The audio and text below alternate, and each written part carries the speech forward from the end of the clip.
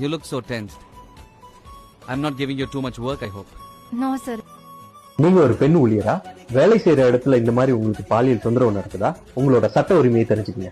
Posh act, அதாவது prevention of sexual harassment of women at work place.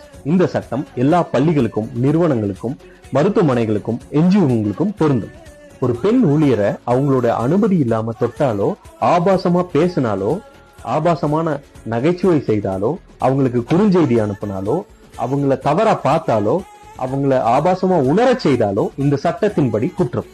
ஒருவேளை நீங்க இந்த மாதிரி பாதிக்கப்பட்டிருந்தீங்கன்னா உங்களோட ஹையர் அபிஷியல் கிட்ட நீங்க கம்ப்ளைண்ட் பண்ணலாம். அந்த ஹையர் அபிஷியல் 10க்கும் மேற்பட்ட நபர்களை சேர்த்து ஒரு இன்டர்னல் கம்ப்ளைண்ட் கமிட்டி அமைச்சு இந்த புகாரை விசாரிக்கணும். அந்த கம்ப்ளைண்ட் கமிட்டி 90 நாட்களுக்குள்ள இந்த புகாரை விசாரிச்சு முடிவெடுத்து தப்பு பண்ணவங்களுக்கு ஃபைனோ அல்லது வேலையை விட்டு நிறுத்தி வைக்கிறதுக்கு கூட அதிகாரம் இருக்கு.